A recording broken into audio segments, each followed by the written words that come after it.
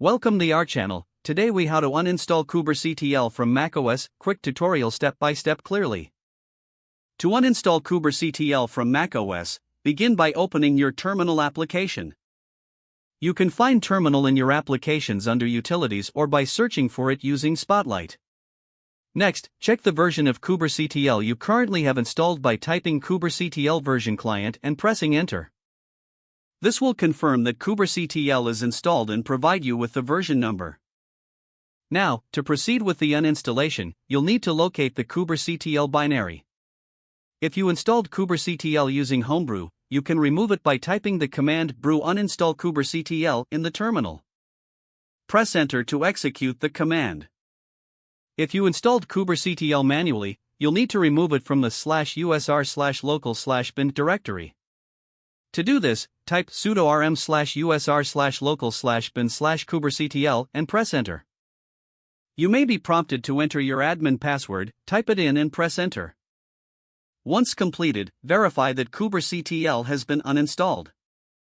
You can do this by typing kubectl version client again in terminal.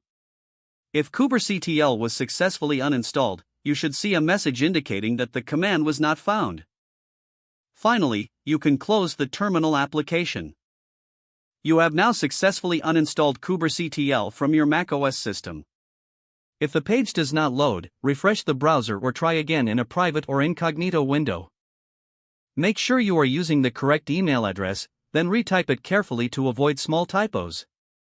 If your password is not accepted, use the reset option and create a new strong password you can remember. Check your spam folder for verification or security emails, then complete any requested confirmation steps. Enable two-factor authentication if available to improve account security and reduce unauthorized access risk. After signing in, review your profile details so your contact information and settings are accurate and current. If you see an error message, note it down and try again after restarting your device and internet connection. Log out when you finish, especially on shared devices, to keep your account and payment information secure.